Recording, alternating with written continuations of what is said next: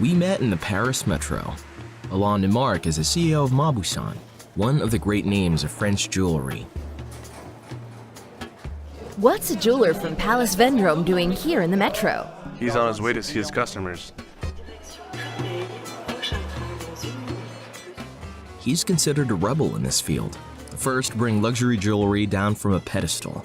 Since 2008, his advertising campaigns can be seen even in metro stations, a bold move in the closed world of jewelry. She's not a fashion icon. She's not a beauty icon. She's a woman like any other, who has a skin like any other, but wears a ring like no other. I don't think there's a woman here on the metro today who looks at the image and says to herself, "That can't be me." But are your customers here? Of course they're here, my customers. Do you see them? The person is a customer.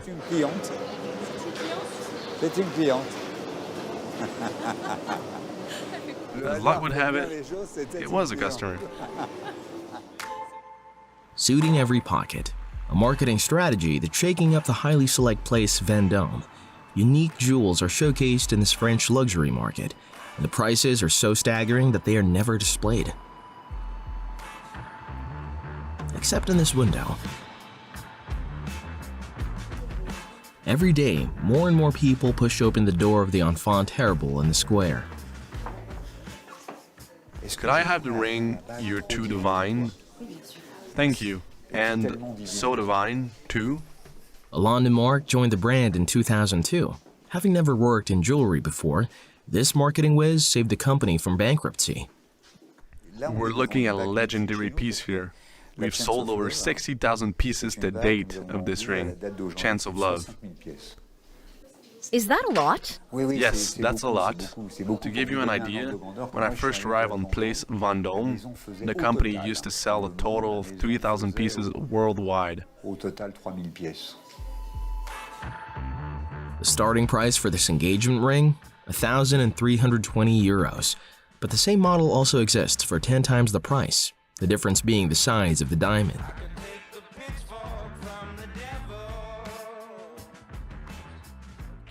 You can put more or less expensive stones on a piece. It's a revolution, because it goes against the craft that used to be about making ever more beautiful trophies and treasures.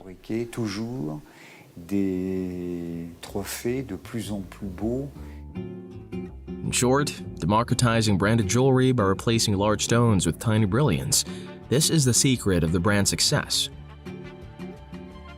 But is the quality of entry-level diamonds the same? How have jewelers managed to slash prices without shattering the dream?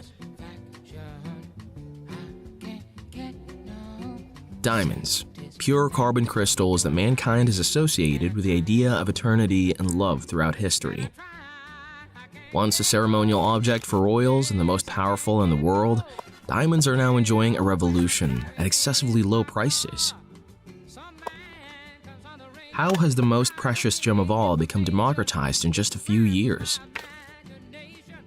To find out, we followed two stone hunters to France, Belgium, and as far as India.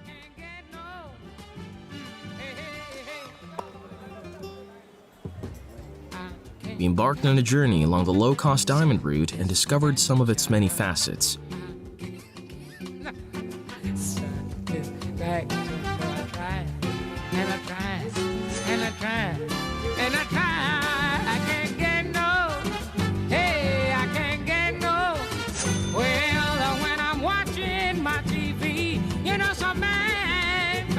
Tell me how white my shirt should be.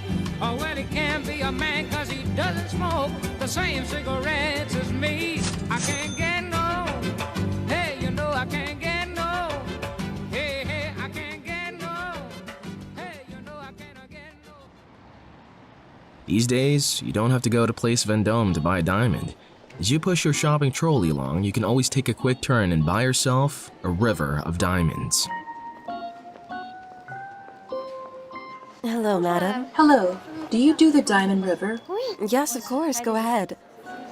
This is the smallest one. It's 1,399 euros, and it's currently 40% off. A commercial operation that enables this jewelry chain to offer a solitaire for just 26 euros.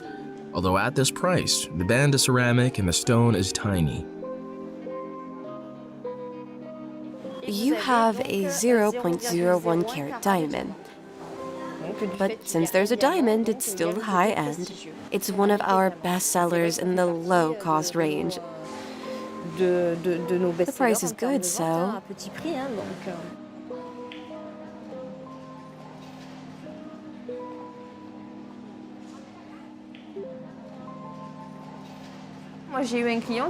I have a customer who went to buy potatoes at the market and ended up stopping by to get a piece of jewelry for his wife.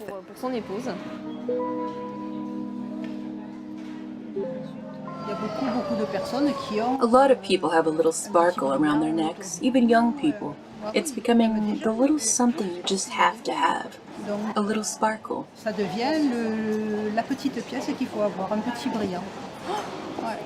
Is that a good thing? Yes, that way everyone can treat themselves. It's also something whose value is certain. It's true that diamonds are the stuff of dreams. But Paris, a showcase of the world's luxury and jewelry industries, had better watch out. Far from the glitz and glamour of the Right Bank and Place Vendôme, a revolution is underway.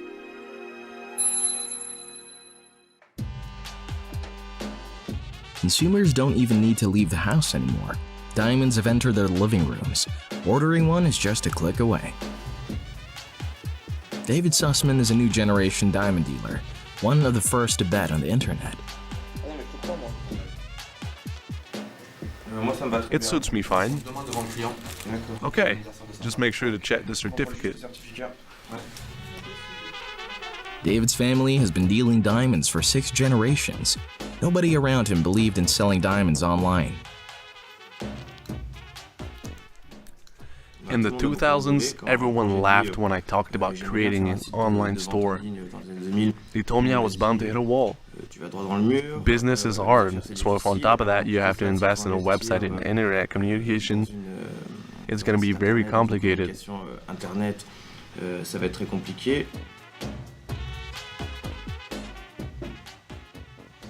Diamonds are the specialty of Cellini's website, in all of its forms, in earrings or a ring. With or without settings, customers can customize their jewelry and choose from thousands of stones available in the market. This is a jewel from our collection, a solitaire with a 0.3 carat stone that we sell from 645 euros. This is extremely cheap, considering the quality of the product. If you go to a traditional store, the same product is worth around 1,800 euros. Today, the public is overly targeted by the media, by the press. We see rings everywhere, diamonds everywhere. We want to belong to that famous group of people, that family of people who want a diamond. You want to have this product that represents money in your home and that you can pass on. The point is that a diamond is the material that concentrates the most value in the smallest surface area. Buying a diamond is no longer a simple act of pleasure. It has also become an investment, and there's one for every budget, from the smallest at 8 euros to those costing over 200,000.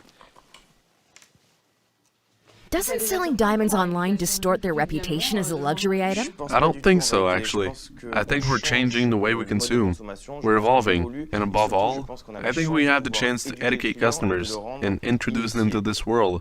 For connoisseurs, ordering a diamond online has become child's play. Those who don't yet dare to buy this luxury product blind can make an appointment with Chloe Guillon, a gemology expert.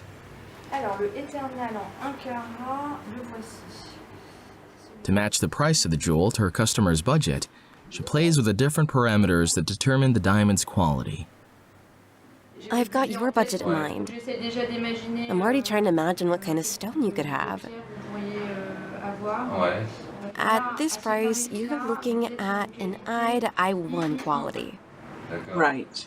You told me you knew your way around this a little. Let's go over the classification again.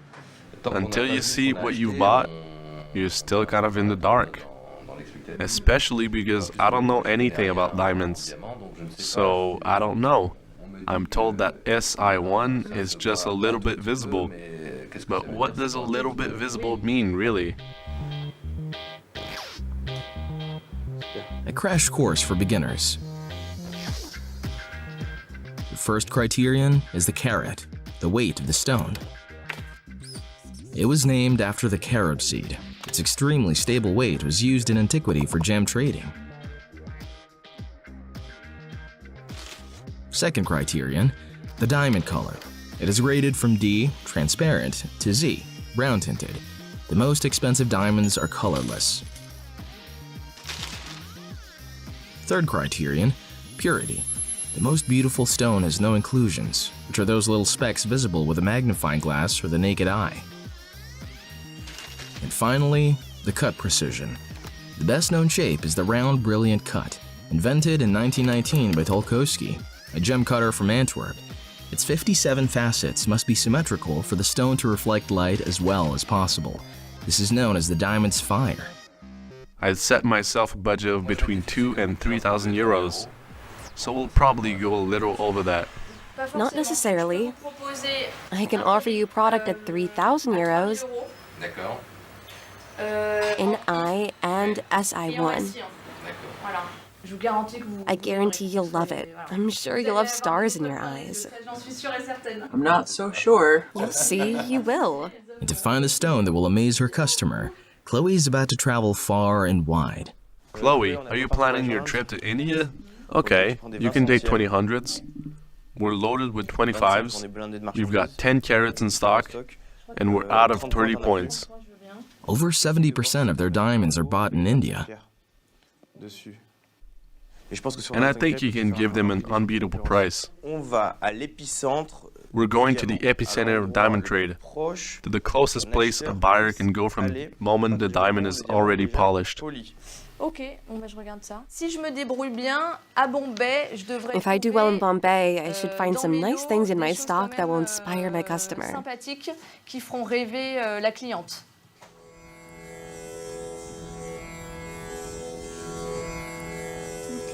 All attention on the breath. Observe every inhale and exhale. To prepare for negotiations with Indian diamond dealers, a little yoga class is unbeatable.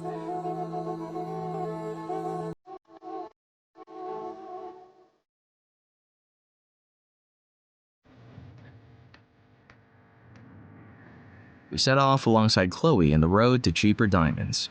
First stop, Bombay, India's economic capital. The Bombay madness.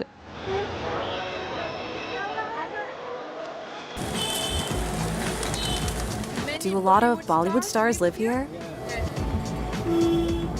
Salman Khan. You know Salman Khan? Salman who?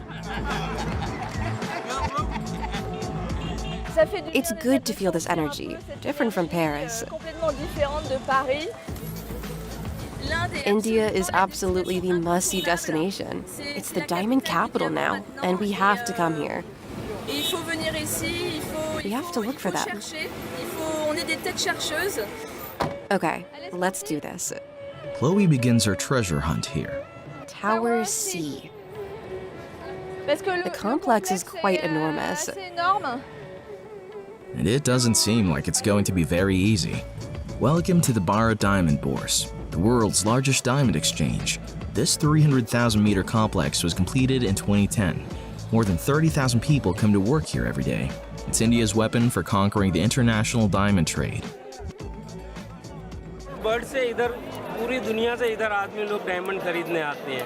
Hello? I'm looking for the F Tower. Oh, F is over there. Thank you.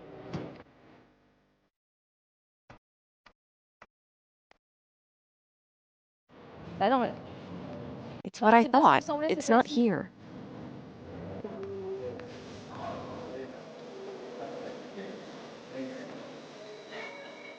There are very few women on the stock exchange, as you can see.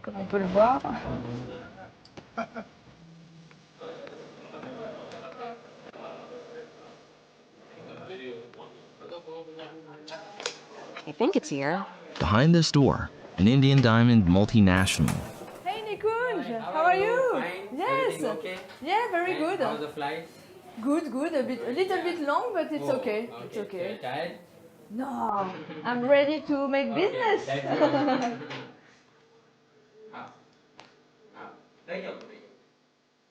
Every time it's the same process. Here business is done out of sight. The competition can be just around the corner. This is basically matching to what you buy regularly. Okay, fine.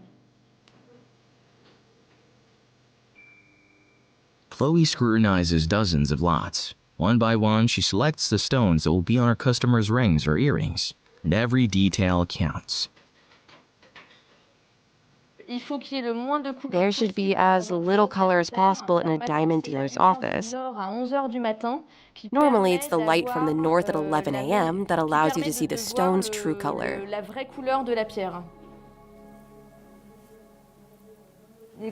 You have a lower quality?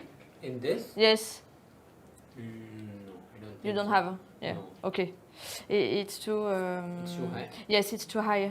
You have a low and high or not in color? In color will be yes, GHI. Ah, you have? Yes. J? GHI color. 1 second, huh?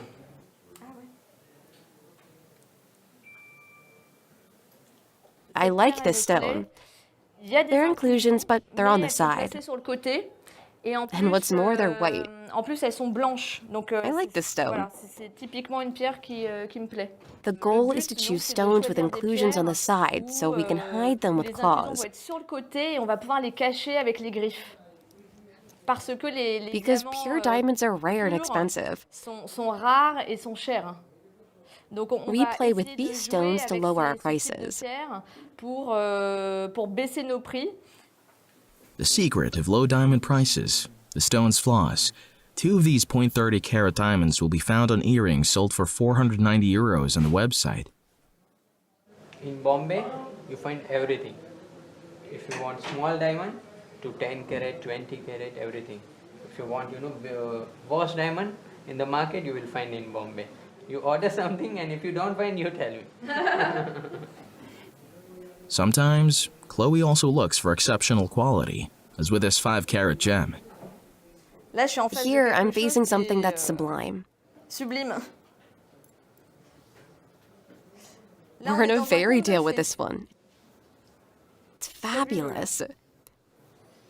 It's a stone that's going to sell for about 150,000 euros on demand. Clients call us straight for this kind of gem.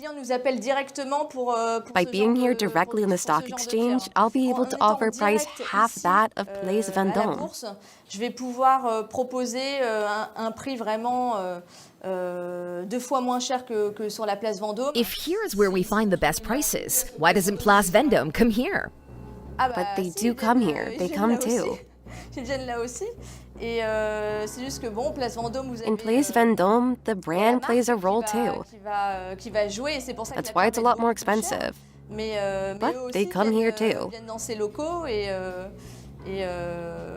aujourd'hui on a Today we have the customer for this stone, so I'm going to lower my margin as much as possible Je vais baisser ma marge au to be able to maximum sell to pour customers. pouvoir vendre aux clients. The price difference between the great names of Place Vendôme and Cellini is a skillful combination of the quality of the stone and the prestige of the jeweler. Not everyone buys the same diamonds, but everyone comes to Bombay to get them. India is the biggest trading center of this world. From USA, again, the jewelers, wholesalers, and traders, all are coming. And you have people from Europe also coming? Europe also, yes. Which country? You can say Antwerp basically, then Germany, France, lots of European countries.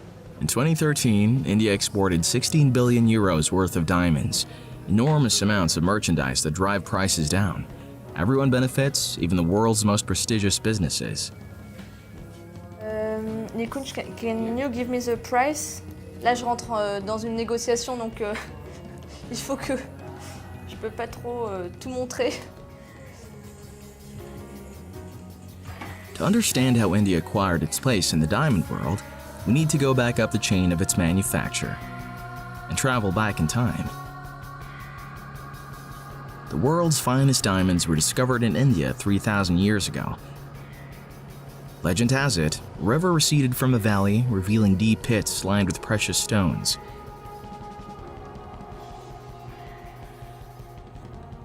Until the 17th century, Indian diamonds enjoyed their golden age with the famous gold-con mines in the south of the country. The world's sole supplier, India attracts explorers who come in search of its stones renowned for their unparalleled beauty. Among the most famous, the Regent, said to be the purest white diamond in the world. Its history joins that of France. It becomes the symbol of royalty. Louis XV had it set on his crown at his coronation. Marie Antoinette often wore it as jewelry. It was pawned and later rebought by Napoleon I, who used it to adorn his sword. Today, the Regent is preserved in the Louvre Museum and is part of France's national heritage. This one is called the Koh-i-Noor, the Mountain of Light. The god Shiva is said to have cast a spell on it, ensuring death for any man who appropriated it. Only gods and women could wear it with impunity. After Queen Victoria received it as a gift, it was fitted in the crown of England. The Queen specified in her will that no male heir should ever wear it.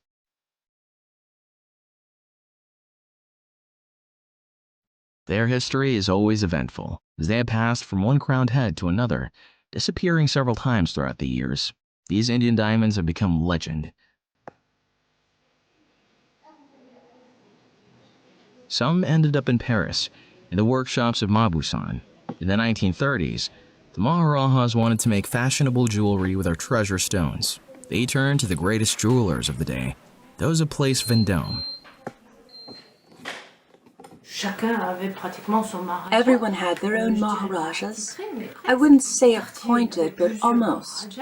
Cartier had several. Until the Second World War, the French jewelry market was driven by those Maharajas and their large orders.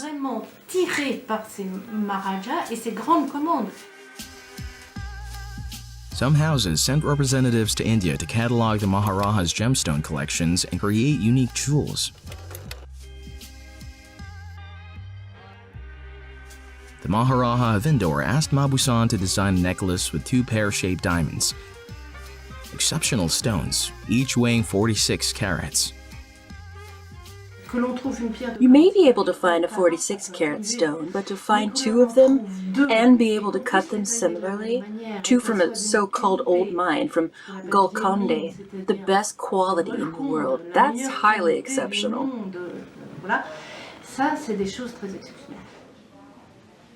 The approximate value of these two big diamonds is currently about $4 million, both of them.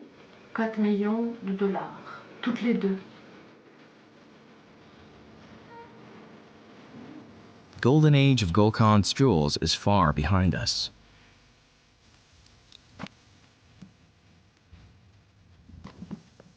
Overexploited, the Indian soil has dried up. Today, it offers only small diamonds.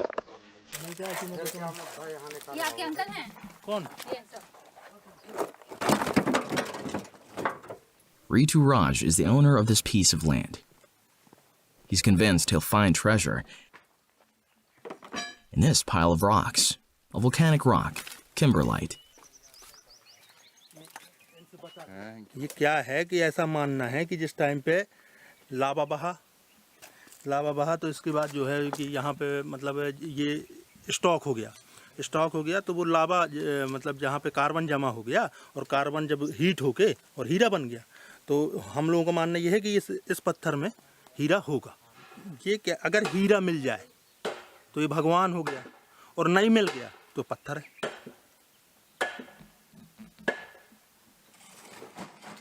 In these small mines, the extraction method seems to have remained the same for centuries.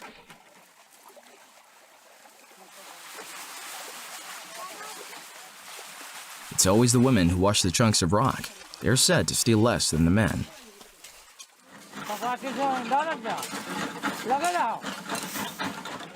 The controller today is a sadhu, a holy man according to the Hindus.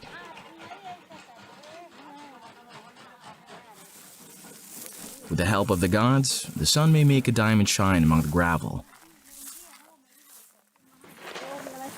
Oh Shiva, please help me find a diamond. No matter how much Sushila prays, she hasn't found anything for a month. Do you wear diamonds? Of course not. I think they're beautiful, but they're far too expensive for me. How much do you earn? I'm paid 1.20 euros a day. If I find a diamond, I earn twice as much. And if it's a big diamond, then the boss gives me a sari. If Rituraj is lucky, his mine will produce around 10 carats this year, which he will sell at auction. ये पन्ना पत्थर मतलब मान के चलो आप दाल में नमक main कमाई जो कर रहे हैं वो सूरत और बॉम्बे के व्यापारी कर रहे हैं.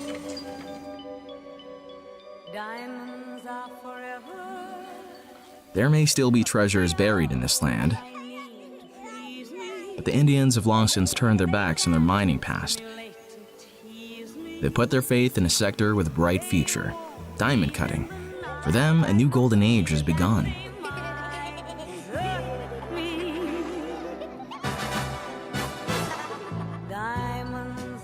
Today, the world's largest mines are located in Africa, Russia, Canada, and Australia. Purchased by a few large international firms, the rough diamonds are then transported to diamond exchanges in Antwerp, London, Bombay, Dubai, and New York. Over 90% of these rough diamonds are then sent to Surat in India.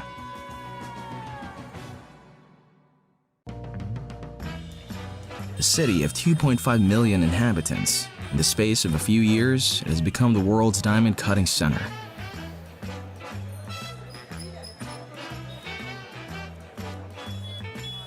Here we meet with Chloe Guion once again, at the market dedicated entirely to the gem.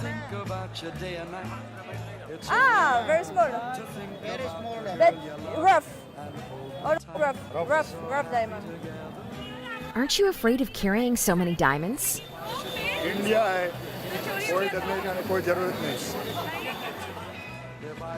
When transactions take place in the street, it's because everyone here works in the diamond industry. It's what makes the city go round.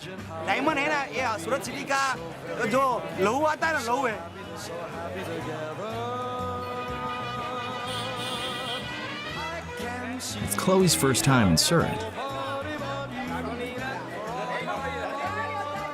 It's absolutely crazy. I can't believe it. It's atypical. How many carats? 26 carats. 1,26,000. That's $90 per carat. So it's a small commodity. Is that something that could be found on your rings? No, not really. On the telephone, invest a diamond here, you say you're my own. I want you to love me, I want you to need me, because we're happy together. Today, Chloe's visiting one of the great cutting factories that have made Surat such a success. She wants to keep an eye on every stage of the manufacture of the diamonds that will end up on her customers' fingers. Hello, nice to meet you. Hello, nice to meet you. Mukesh, the production manager, wants to show his guest a rough diamond he's just received. This one is huge. How many carats? Oh my god. 34. Is it exceptional to find this? Absolutely. We're looking at something worth 100,000 euros in a store. En boutique. But before becoming a jewel, this large stone will pass through the hands of a dozen people. This is the most important moment in the stone's life. The rough diamond finally reveals its value. First, it is examined by experts with the naked eye, but then the software that takes over. It determines the diamond's shape.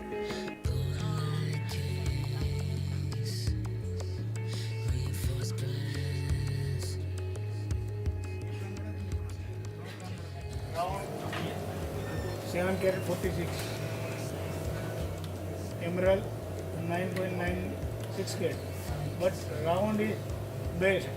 और Why is that? round का price ज़्यादा आता है, उसका price नहीं आता है और मार्केट डिमांड ज़्यादा राउंड का रहता है, समझे कि नहीं? ये इसका बेटर प्राइस होता है, तो ये 10,000 पर आ जाता है और ये 8,000 पर आ जाता है. But the specialty of Indian factories is small diamonds. They're better suited to the demands of supermarkets and large jewelry chains. You don't lose a single euro in the stone. Donc on arrive à avoir 1, 2, 3, 4. We can have like 5 stones, and what's left over, they're still going to use to make the tiny diamonds for which India became famous years ago. So they lose practically nothing. Pour faire des tout petits diamants pour lesquels l'Inde s'est fait connaître il y a des années. It's maximum profitability. Ah, c'est rentabilité maximum quasiment. Almost 100% of profitability, and for the diamond dealers who buy the rough, it's exceptional.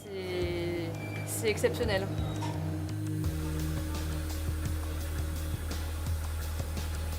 Today, India is the world leader in diamond cutting. 11 out of every 12 diamonds in the world come from factories like this one. The key to this success is these men, the little hands behind India's success story. This place counts on over 300 of them, like Kantilal, who's been polishing diamonds for 32 years. Between his fingers, a precious stone is being born.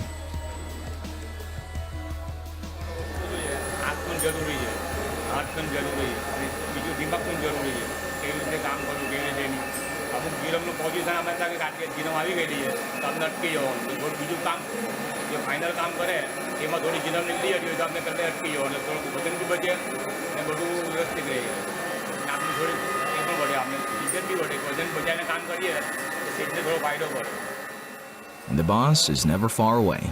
He checks the stone at every step. The slightest mistake in cutting can cost him a lot of money. इसका ये हीरे का price है हमने $1274 लगाया हुआ है. एक कैरेट 1 कैरेट 1 कैरेट का पीस है, बराबर.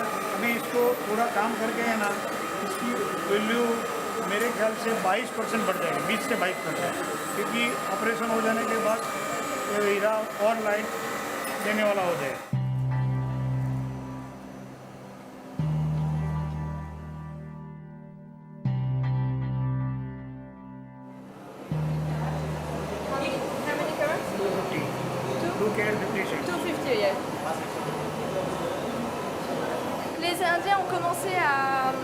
The Indians started to cut the rough stones that nobody wanted. They learned to cut smaller stones and have been doing so for some 50 years. They've improved a lot and now produce diamonds of exceptional quality. It's worthy of the great cutters. The secret of getting such low prices in France is the Indian cutting factories. The labor is cheap and the quality of the cut is very good. So we can offer a good quality piece of jewelry at a price that no competitor can beat.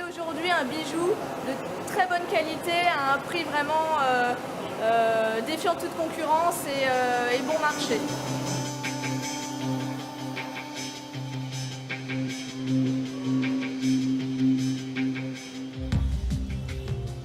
The quest for low prices has made Surat a success. How does one control an exploding market? Who pays the cost of cheap diamonds?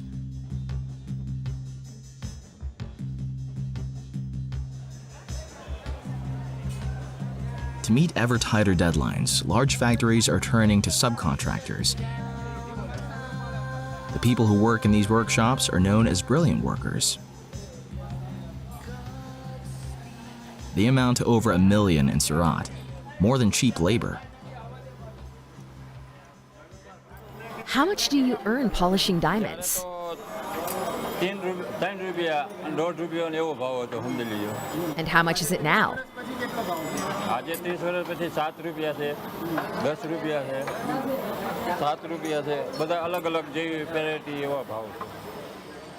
Here, 100 workers polish for more than 10 hours a day. At night, they sleep on the floor. And it's not unusual to come across very young employees. And how old is he? And don't you think he's a bit young to be working?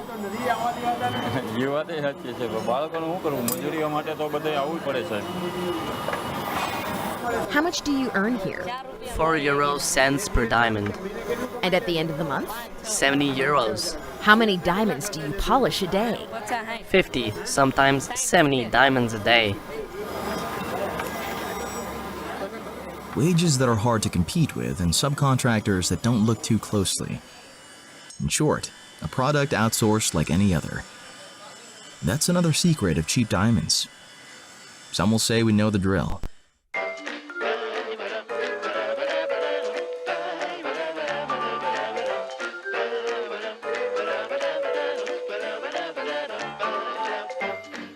"8,000 kilometers from Surat, we're on the Indian Diamond Trail. We meet up with David Sussman. I told you. Hold on a second. Hold on. Hello? It's 7 in the morning, and his workday has already begun. Twice a month, David travels to Antwerp to pick up goods sent from India and visit old acquaintances.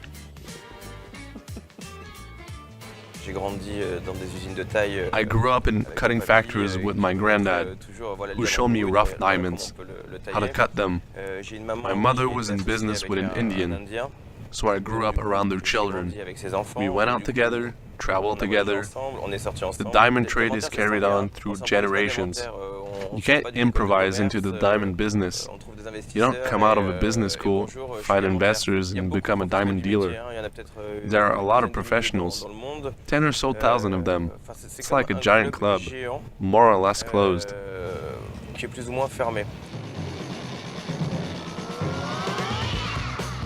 The headquarters of this closed club is here, in Antwerp, which has been the diamond capital for 500 years. Here is the place to be to buy diamonds. Despite competition from India, Antwerp remains the #1 place for the diamond trade. Billions of euros worth of goods change hands here every year. There are surveillance cameras everywhere, because it's a place that's ultra secure, given the amount of merchandise kept in the offices.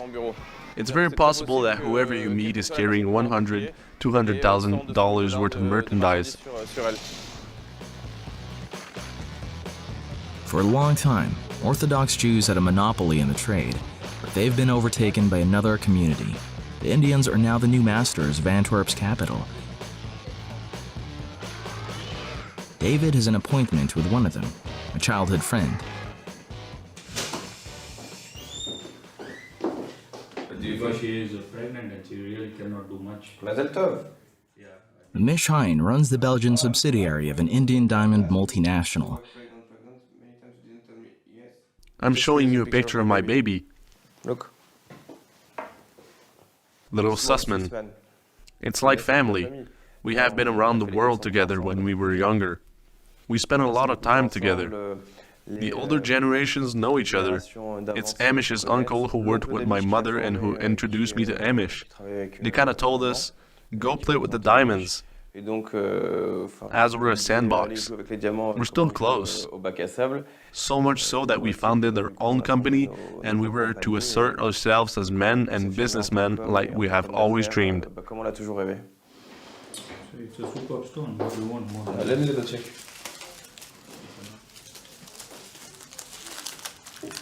Of the 1,500 diamond offices in Antwerp, 900 are now owned by Indians. Super for the price. Yeah, you get your trade free. Exactly. I'm very happy with that. Yet, in the early 60s, there were only a dozen or so Indian diamond dealers, ambitious cutter owners who had come to conquer the historic diamond capital. They came here, in spite they don't know the language, they still try to make business, they'll try to learn here and there. They work Saturday, they work Sunday, they work from morning 7 till evening 9. They just worked, I believe so, and that's why they made all the companies here are taken over by us. And the second most important today is that most of the diamonds are polished in India. So the turnover of the industry, we must be like 70%, 75% of the market. 7, okay, plus? Plus the 42.693. 693. Now we have to play badminton or to make some sport together, I remind you. Yeah, you remind me, but I don't find a place. That's the whole problem. Maybe we can go running together. You are staying today here? Yeah.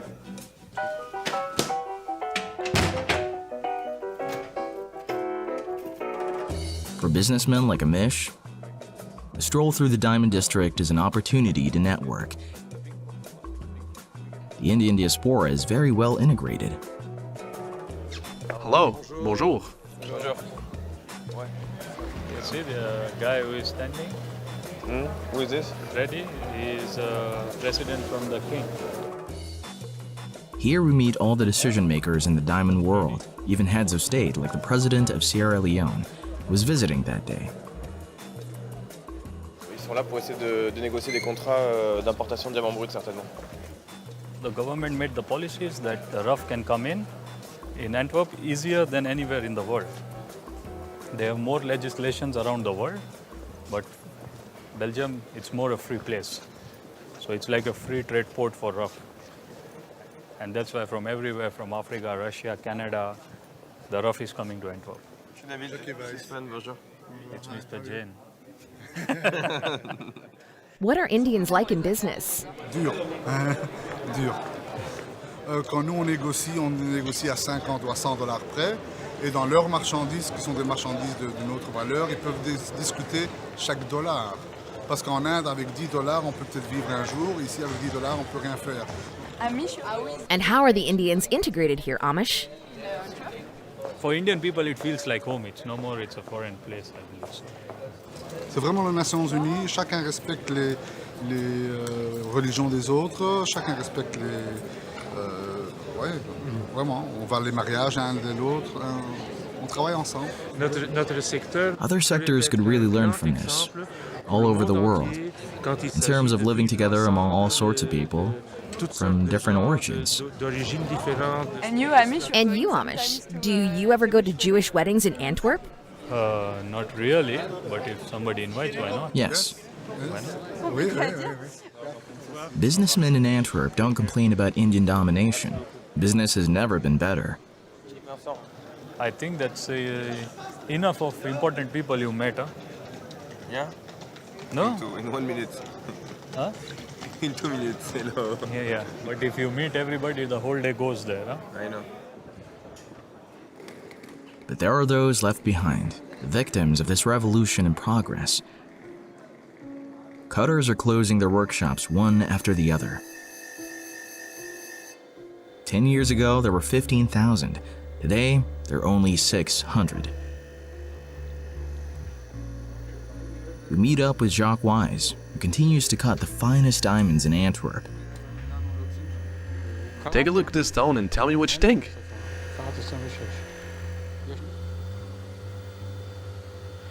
Ici, c'est souvent les grosses pierres, les pierres de valeur, où que la main-d'œuvre ne joue presque pas un rôle. Pourquoi on a besoin d'expertise?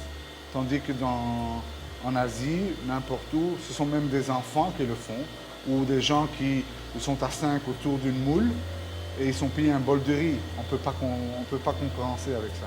And how do they learn? I mean, From us. From us. From us. People went there to teach them. One of the biggest reasons for a decline in Belgium is that there's no new blood coming into our industry. Young people no longer find it interesting to polish diamond. This is one of the biggest reasons that the diamond industry is declining in Belgium, in other countries also, because new blood is not coming in. People don't find it anymore exciting to polish diamonds. People are coming to a factory, they're sitting 6, 7, 8 hours a day in front of the bench and polishing and working. This is how it goes. By losing these cutters, Antwerp loses a little more of its luster every day.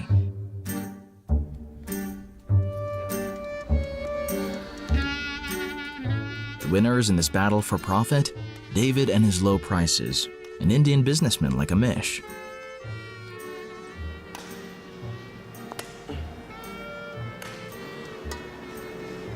Be patient, you will get a point. It's not a question of patience.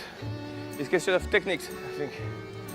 No, in badminton he is not so good, but he tries to be best. Run, David, run. Believe me, I do my best. It's very difficult. I'm taking a beating, but it's the only way to progress. Only by being among the best, he strives to become the best. Both the communities are also following the culture too deeply. They stick to their culture, we stick to our culture, and both the communities are more family kind of business. Like father, son lives together, and then the uncles, father, everybody is in the business, and we really want to keep it as a family business. In just 3 generations, the Indians have succeeded in entering the closed world of the diamond trade, but they're not about to let new players into the game. To consolidate their dominance, they're entering a new field, jewelry design.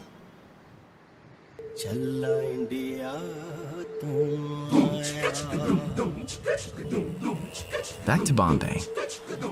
It's in this free zone that the Indian diamond multinationals now manufacture the entire world's earrings, rings, and necklaces. This is the last leg of Chloe's business trip. This morning, she comes to observe the work of one of these jewelry factories.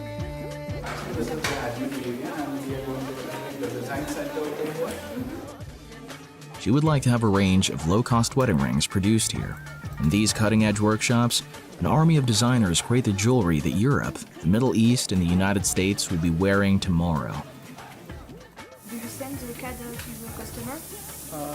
Send the canned pictures. Can you send the 3D drawings to the customer? And if I don't like it, I can ask you to make the changes. Yeah, correct. Yeah. One more. It's the goal of the visit, to really see how they work. I'm actually going to have an eye at each step of production, to make sure we'll have a product that is absolutely perfect, as if it came from a Parisian workshop. The diamond multinationals are always the ones at the head of these factories. They have invested heavily to attract large orders from all over the world. It's incredible to realize the gigantic power of the Indians in the jewelry market. Here, jewelry models are designed and even printed in 3D to facilitate production. It's mainly for mass production. Out of this piece, we can easily manufacture 1,000 such wax pieces. Otherwise, if you take the traditional way of doing it, I would a karigar or a skilled person would be able to make just one ring in say 2 or 3 days time. In this case, we can make multiples or even thousands in 2 or 3 days.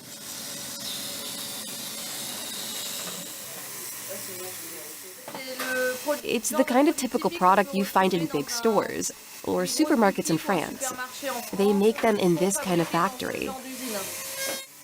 But the Indians are also capable of producing much higher-end products. Look at a big piece, a necklace with a lot of stones. There's a lot of work involved. High-end jewelry like such sets would weigh around say 100 grams in 18 karat gold and around 20 to 25 carats of diamond. It's more than $25,000 a piece. So even we have high-end products like this or even costlier than this. Diamond-studded jewelry is in India for last more than 300 years. We've been doing it for the Raja, Maharajas, and now we're doing it for the European countries or even the US countries and worldwide you can say. After discovering the first mines, India made it possible for the whole world to buy diamond jewelry at low prices. But in the kingdom of gem cutting, diamonds are still a luxury item reserved for special occasions. Their jewel box, diamonds sparkle with 1,000 lights, so transparent that they reveal the soul of their wearer. In a few hours, Madhula Sathya is getting married. I made it through the weekend. Somehow I made it through. She's the daughter of a wealthy Indian diamond dealer. What does that mean to be a diamond girl? I'll tell you something. I turned 2, and the first thing I get is a diamond, single diamond ring. So yeah, so that's a lifelong affair. My neck, my ears. Okay, I'm wearing a diamond bindi. I'm wearing a diamond mangtika and I'm going to wear a diamond naak right now. Her father gave her these jewels, which are worth over 100,000 euros. Diamonds have made his fortune, and he faces a bright future. The Indian middle class is starting to buy diamonds, and so are the wealthier classes. I think we're even richer today than our kings, the Maharajas, were.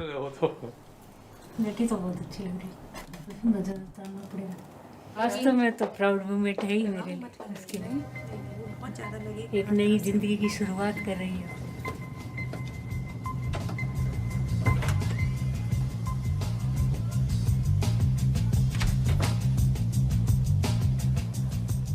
Tonight, everything shines around the new Maharajas. By offering the world cheaper diamonds, they built up fortunes. But behind this Arabian Nights decor, thousands of little hands, from mining to cutting, are keeping a dream alive. The myth of an eternal stone that makes every woman's dream.